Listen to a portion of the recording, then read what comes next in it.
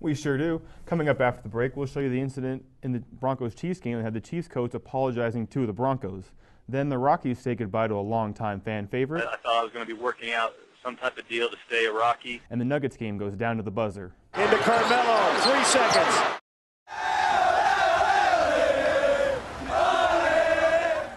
Tonight, Denver is celebrating its first pro sports championship in 14 years. The Colorado Rapids claimed the MLS Cup in Toronto today with a thrilling 2-1 overtime victory over the heavily favored FC Dallas. The Rapids trailed early until Rapids forward Connor Casey tied the game early in the second half. The teams remained knotted at one well into stoppage time when the incredible happened. Makumbi Kanji's attempted cross bounced off a defender and into the net for the go-ahead goal. The Rapids defense held and the party was on. Any fans hoping to celebrate with the team will get their chance tomorrow. A celebration will be held at Skyline Park in downtown Denver at 4 o'clock. The Nuggets were finally back in action tonight, too. After a 3-day break, they welcomed the Chicago Bulls into the Pepsi Center. The Nuggets came out hot, racing out to a big first-quarter lead. Ty Lawson got the start for the injured Chauncey Billups, and he delivered with 17 big points. The lead didn't last, however, and the Bulls battled all the way back and took their first lead midway through the fourth quarter. They held that lead into the final seconds, but 2 huge missed free throws late gave the Nuggets a chance. Into Carmelo, 3 seconds. Carmelo launches! Carmelo, playing with flu-like symptoms all night, buried the jumper and gave the Nuggets their 3rd straight win.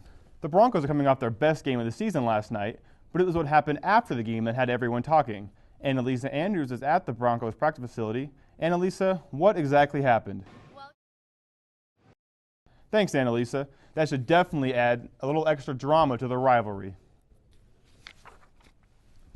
A longtime Rockies fan favorite is a Rocky no more. Today, the club traded Clint Barmas to the Houston Astros. The slick-fielding second baseman was sent to Houston in exchange for starting pitcher Felipe Paulino. The wild but electric Paulino is expected to compete for a spot at the back of the Rockies' rotation. Our play of the day tonight comes from the NBA. Blake Griffin delivered what is probably the dunk of the year. He takes the bounce pass and just embarrasses the defender. It's incredible how high he actually gets. Overall, it's been a good week for all the Colorado teams.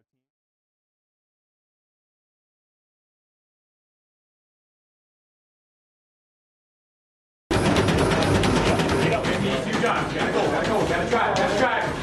Good. And rest. No. Going into pro day, I feel optimistic. A lot of it has to do with where I've been training at Performex. They've helped me out a lot just with speed stuff. And on the treadmill, it's training I've never put my body through. Keep going. Knees up, big arms. Keep going. You know, he pushes me to my max, whereas if I was alone, I might not push myself as hard. So it definitely gets me, into another gear of working out, and it'll definitely help me increase everything I'm trying to test on pro day. John's been great. He definitely works extremely hard. His speed, his power, his agility, everything has gone up a ton from when we started. Definitely his hip strength, his leg speed has gone up a lot, and it's really all through the hard work he's put in and the technology we have to offer to really maximize him as an athlete. It changes a little bit because you don't have the team and the people to hold you accountable. It's more all on your own. At this point, you're doing this for yourself and seeing if you can go on to the next level. Especially for the 40-yard dash, the training drills we do is a lot of high-speed treadmill work, a lot of form running. We've used a lot of resistance cords hooked up to him while he does the drills to kind of maximize how much energy he can put out to each drill and then take it with and without, so he has that extra push.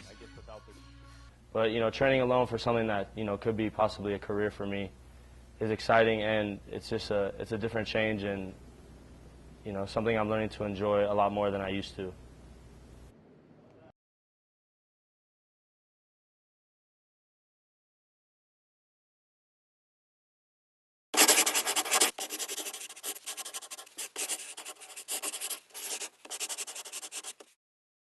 My name is Drew Litton, and I'm a comic book person. Long before his name would become synonymous with Denver sports journalism, Drew Litton's artistic seeds were planted.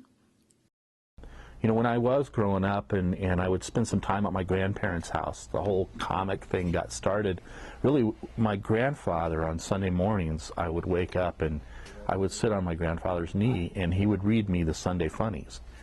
And that sat with me when you're like 6, 7 years old. You kind of go, wow, there's something special about this, that it can bridge generations like that. A lot of people ask me where I learned to draw, and I always have to be honest with them, and I tell them algebra class, because that's kind of where I learned to draw, you know. I have been a fan of Drew Litton's work from the moment I arrived in Denver 11 years ago. I opened up the newspaper, the Denver Post, the first day I got here, and I said, wow, that is pretty cool, and just assumed it was a national deal, and but it happened to incorporate a local athlete that day.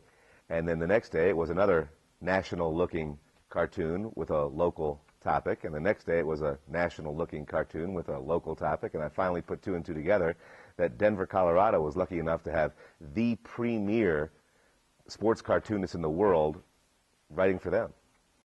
In 2009, Drew's career changed dramatically when his home, the Rocky Mountain News, was shut down. We're kind of in the midst of a huge dramatic change in publishing. And, you know, newspapers are struggling to stay alive. Then there's the whole advent of all of the technology, from mobile technology, where we get everything on our cell phones, to iPads and the whole pad phenomenon, which is going to completely transform publishing.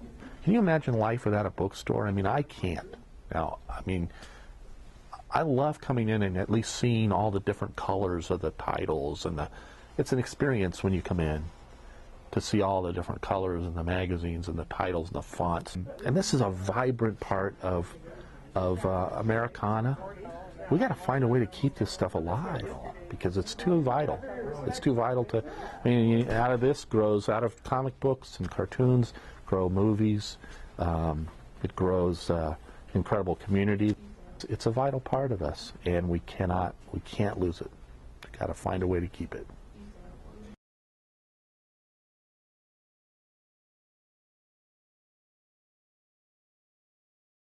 Arsenal, Colorado was founded in 1978, and for over 30 years has been a huge part of the Fort Collins and Northern Colorado community.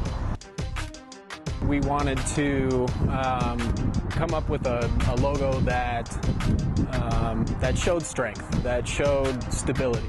I think the shield represents strength and solidarity and defense.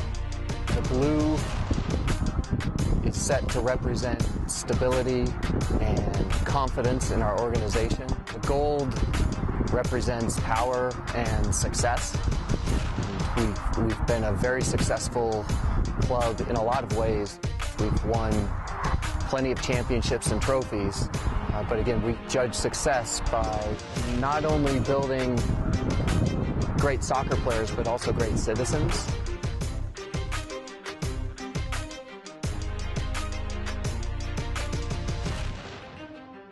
Obviously, the mountains speak a lot of home to Colorado, and more specifically Fort Collins and Horsetooth and Longs Peak, what we have here.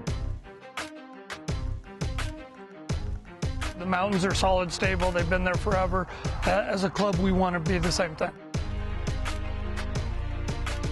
I think one of the things that sets apart Arsenal, Colorado and the Fort Collins Soccer Club is our coaches. They're not only great players and great coaches, but they're great people, and they're the kind of people that you want your kids around. We wanted to develop a logo that was simple in its design, so that it was more memorable and something that was more flexible as far as being applied to a wide variety of apparel as well.